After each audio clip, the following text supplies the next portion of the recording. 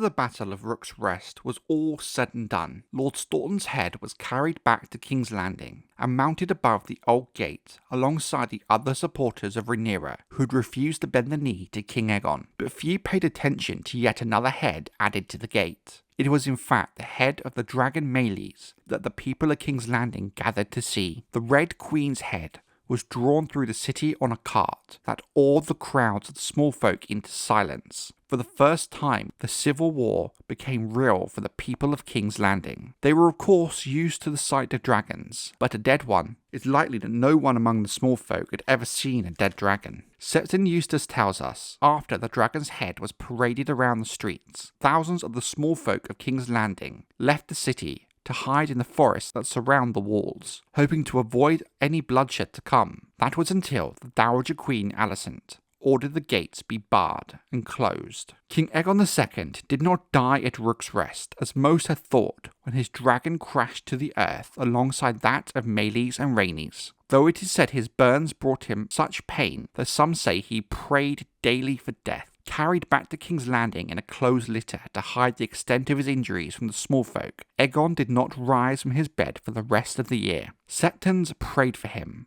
Maesters attended them with potions and milk with a poppy, but Aegon II slept 9 hours out of every 10, waking only long enough to take some meagre nourishment before he slept again. None were allowed to disturb his rest, save his mother, the Dowager Queen Alicent, and his hand, Sir Criston Cole. His wife never so much as made the attempt. So lost was Helaena in her own grief and madness after the murder of Prince Jaehaerys. The king's dragon Sunfyre the Golden, once the most beautiful dragon in the realm, was too huge and heavy to be moved from Rook's Rest, and unable to fly with his injured wing, so he remained in the fields beyond Rook's Rest, crawling through the ashes like some great golden worm. In the early days he fed himself upon the burned carcasses of the slain. When those were gone, the men Sir Criston had left behind to guard him brought in calves and sheep. There the dragon would stay, until hopefully he would heal like his rider. There was still one lingering issue in King's Landing. Who would rule the realm and lead the war in place of Aegon, as he would need to spend the next few months healing from his injuries? You must rule the realm now, until your brother is strong enough to take the crown again, the king's hand Sir Criston Cole told Prince Aemond. Nor does Sir Criston need to say it twice, writes Eustace. As so, one-eyed Aemond the Kinslayer took up the iron and ruby crown of Aegon the Conqueror. It looks better on me than it ever did him, the prince proclaimed. Yet Aemond did not assume the style of king, but named himself only Protector of the Realm and Prince Regent. Sir Criston Cole remained hand of the king and would work alongside the Prince Regent in ruling the realm and the war that was still needing to be fought. All the while, the seeds Jacaerys Velaryon had planted on his flight north had begun to bear fruit, and men were gathering at White Harbour, Winterfell, Barrowton, Sisterton, Goldtown, and the Gate of the Moon. Should they join their strength to that of the River Lords assembling at Harrenhal with Prince Daemon, even the strong walls of King's Landing might not be able to withstand them. Sir Criston warned the new Prince Regent. The tidings from the south were ominous as well. Lord Aemond Hightower had issued forth from Oldtown with 1,000 knights, 1,000 archers, 3,000 men-at-arms, and uncounted thousands of camp followers, sellswords, free riders, and rabble, only to find himself set upon by Sir Alan Beesbury and Lord Alan Tarley. Though commanding far fewer men, the two Allans harassed him day and night, raiding his camps, murdering his scouts, and setting fires in his line of march. Farther south, Lord Costain had issued forth from Three Towers to fall upon Hightower's baggage train. Reports had reached his lordship that a host equalling the size of his own was descending upon the Mander, led by Thaddeus Rowan, Lord of Goldengrove. Lord Ormond had therefore decided he could not proceed without support from King's Landing. "We have need of your dragons," he wrote. Supremely confident in his own prowess as a warrior and the might of his own dragon Vhagar, Aemond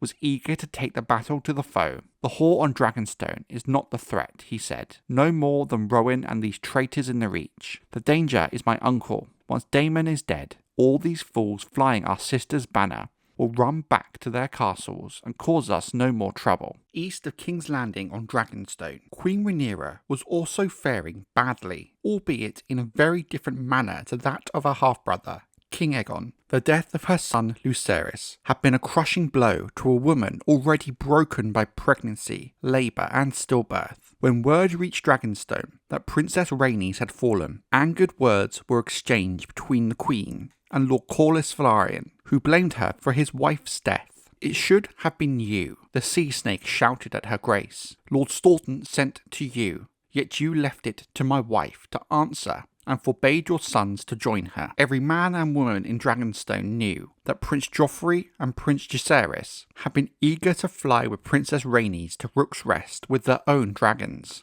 "Only I could lighten her heart," the Full Mushroom claims in his testimonies. "In this dark hour I became the Queen's counsellor, setting aside my full spectre and pointed hat to lend all of my wisdom and compassion." Unbeknownst to all, it was the jester who ruled them now, an invisible king in motley. Of course, these are unrealistic and large claims from the Fool, and ones not borne out by any of our other chroniclers, no more so by the facts. But the truth is, Rhaenyra was far from alone. She had 4 living sons remaining to her, my strength and my consolation, the Queen called them, Aegon the Younger and Viserys. Prince Daemon's sons were 9 and 7 respectively. Prince Joffrey was but 11, but Jacaerys, the Prince of Dragonstone, was on the cusp of his 15th name day. It was Jacaerys who came to the fore now. As in the Riverlands, from the twins rode Sir Forrest Frey, the very same Full Frey who had once begged for Rhaenyra's hand, now grown into a knight. Lord Samwell Blackwood, who had once lost a duel for her favour, raised her banner over Raventree Hall. Sir Amos Bracken, who had won that duel, followed his Lord Father when House Bracken declared for Aegon. The Mootons of Maidenpool, the Pipers of Pink Maiden Castle, the Roots of Harroway, the Darries of Darry, the Mallisters of Seaguard, and the Vances of Wayfarer's Rest all announced their support of Rhaenyra. The Vances of Artana took the other path and swore their allegiance to the young king Aegon. Peter Piper, the grizzled lord of Pink Maiden, spoke for many when he said, "I swore her my sword. I'm older now, but not so old that I've forgotten the words I said, and it happened I still have the sword." The Lord Paramount of the Trident, Grover Tully, been old, even at the Great Council of 101 AC, where he spoke for Prince Viserys. Though now failing, he was no less stubborn. He had favoured the rights of the male claimant in 101, and the years had not changed his views. Lord Grover insisted Riverrun would fight for King Aegon II, yet no such word went forth. The old lord was bedridden and would not live much longer. Riverrun's maester declared, "I would sooner the rest of us not die with him," declared Sir Elmo Tully, his grandson. Riverrun had no defence against dragonfire. He had pointed out to his own sons, and both sides in this fight rode dragons. And so while Lord Grover sat in his deathbed, Riverrun barred its gates, manned its walls, and held its silence.